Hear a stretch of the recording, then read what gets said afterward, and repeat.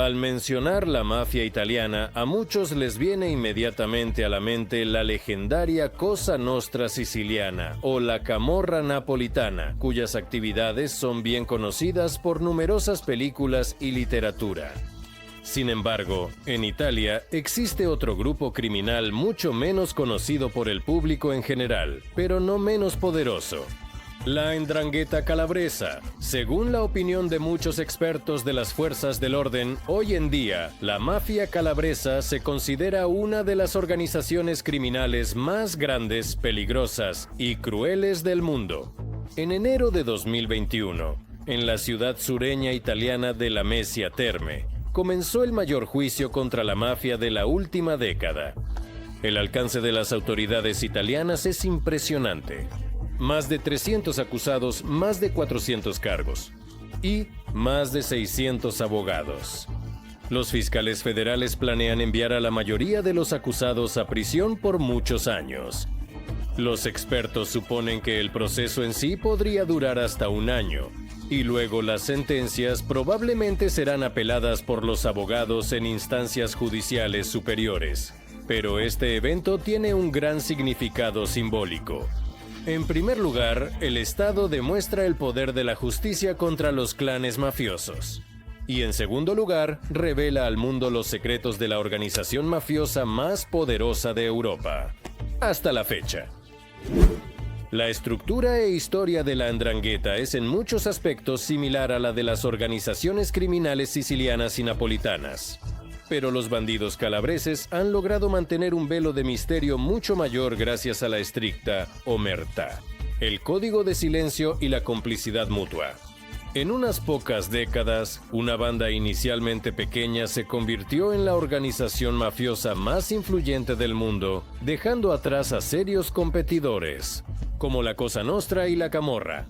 Los bandidos de Calabria recorrieron un largo camino desde ser simples extorsionadores y ladrones hasta convertirse en poderosos jefes criminales, controlando principalmente todo el narcotráfico europeo. La mafia mataba a cualquiera que se interpusiera en su camino, eliminando a las fuerzas del orden, funcionarios indeseables y periodistas. El sindicato criminal operó en Italia durante más de 100 años y solo en 2010. El gobierno italiano reconoció oficialmente a la 'Ndrangheta como una organización mafiosa. Esto facilitó mucho a las autoridades de muchos países en Europa la lucha contra la organización criminal calabresa, permitiendo arrestar no solo a los mafiosos, sino también sus cuentas bancarias, así como a empresarios cercanos, políticos corruptos, abogados, funcionarios e incluso sacerdotes. En Italia, cualquier contacto con la mafia se considera un delito y los crímenes cometidos por los bandidos no tienen prescripción y no se hacen concesiones por edad. En la segunda mitad del siglo XIX, las autoridades de Sicilia exiliaban a los residentes no confiables a otras regiones de Italia. Algunos de ellos eran miembros activos de la mafia local, aún desconocida entonces como Cosa Nostra. Se establecieron en la vecina Calabria, la región más pobre del sur de Italia. En su nueva patria, rápidamente volvieron a su antiguo estilo de vida, fundando una organización criminal llamada 'Ndrangheta. Los bandidos se dedicaban a pequeños delitos, extorsión, robos, robo de ganado y proxenetismo. La recién formada banda rápidamente llamó la atención de la policía local, ya que en su estructura no se diferenciaba de otras organizaciones mafiosas, teniendo una jerarquía claramente establecida, desde el líder principal hasta los soldados rasos. Las fuerzas del orden reclutaban fácilmente agentes entre los bandidos calabreses a cambio de penas de prisión reducidas de acuerdo con sus crímenes. En 1922, cuando Benito Mussolini llegó al poder, declaró una guerra brutal contra todas las estructuras mafiosas, construyendo un estado policial. En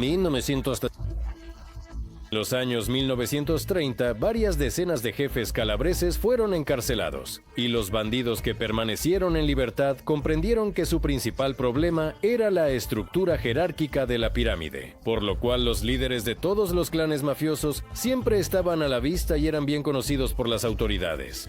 Poco a poco comenzaron a alejarse de este sistema, dividiéndose en numerosos clanes familiares, cada uno de los cuales se especializaba en una u otra actividad ilegal.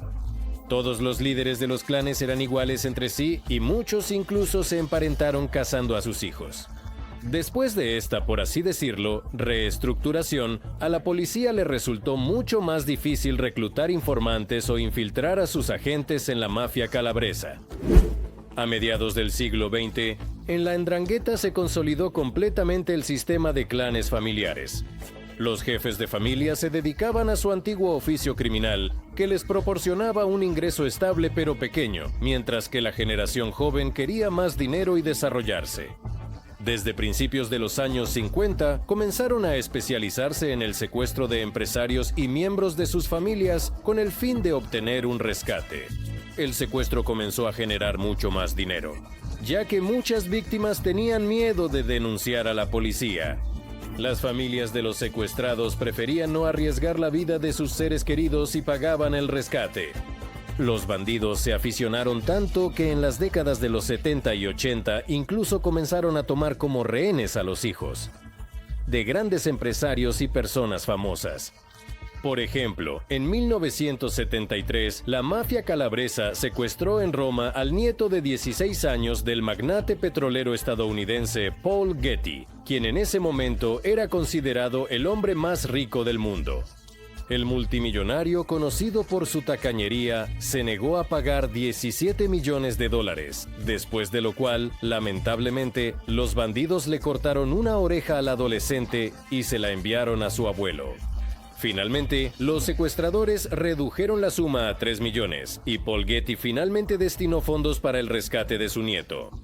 Después de este caso, muchos clanes comenzaron a oponerse al secuestro de personas conocidas, ya que esto atraía mucha atención de los medios de comunicación mundiales y molestaba seriamente al gobierno, especialmente a las grandes potencias como Estados Unidos.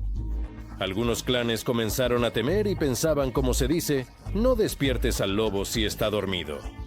Pero las disputas entre los bandidos continuaron, la tensión aumentó y se derramó la primera sangre.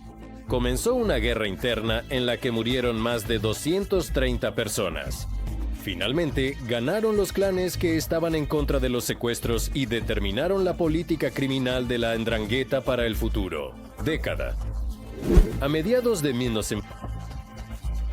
los años 1980, la mafia calabresa comenzó a alcanzar un nuevo nivel en el tráfico de drogas. Los bandidos empezaron a comprar hachís y heroína en Turquía, Marruecos, Quintus, Líbano y países de Asia Central, y luego revenderlos en Europa Occidental. A principios de 1930. En los años 1990, la demanda de heroína cayó mucho debido a la epidemia de SIDA, y la 'Ndrangheta se centró en la cocaína. Al principio, los calabreses compraban el producto a la Cosa Nostra, que estaba relacionada con los cárteles de drogas en Colombia, pero pronto se dieron cuenta de que comprar directamente a los colombianos era mucho más rentable. Después de la Segunda Guerra Mundial, miles de italianos emigraron de la empobrecida y destruida Calabria al Nuevo Mundo. Muchos de ellos se establecieron en América Latina, formando grandes diásporas vinculadas al crimen local. Ellos ayudaron a sus compatriotas italianos y conectaron al capo de la 'Ndrangheta, Roberto Pannunzi, con el mismo Pablo Escobar. Según la Fiscalía colombiana, Pannunzi organizó el envío de hasta 2 toneladas de cocaína a Europa mensualmente. Con el tiempo, la mafia calabresa estableció conexiones con todos los grandes cárteles de drogas de América Latina, algo que ninguna otra mafia italiana había logrado antes.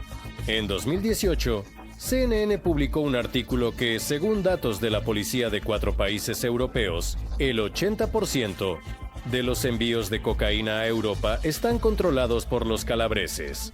Según estimaciones de especialistas, el volumen de negocios anual es de aproximadamente $60.000 millones, lo que es similar al PIB de Croacia o Bulgaria. El actual proceso en la ciudad sureña italiana de la Messia Terme fue el resultado del arresto de importantes jefes de 2 clanes en 2019. La investigación se llevó a cabo desde 2016.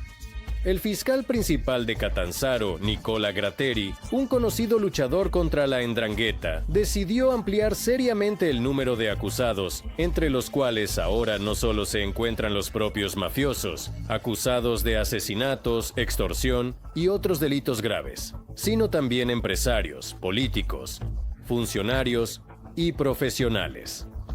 En gran medida, este proceso fue posible gracias a aquellos que decidieron cooperar con la investigación. Hay alrededor de 50 personas que deberán testificar en el tribunal. La organización criminal calabresa no solo es el mayor traficante de drogas de Europa, sino que también se sospecha que trafica armas con terroristas. En 2016, el periódico italiano La Stampa publicó un artículo que relata sobre la 'ndrangheta y la camorra. Establecieron conexiones con ISIS. Los mafiosos italianos suministraban armas a los militantes desde Ucrania y Moldavia, y a cambio recibían valiosos artefactos de excavaciones de ciudades antiguas para vender en colecciones privadas. La organización calabresa también es sospechosa de exportar ilegalmente desechos nucleares de Europa a Somalia a principios de la década de 2000.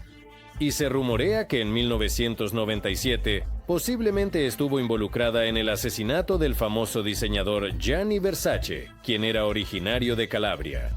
Según el detective privado Frank Monte, el diseñador fue asesinado porque se negó a lavar dinero sucio de la mafia a través de su negocio de moda.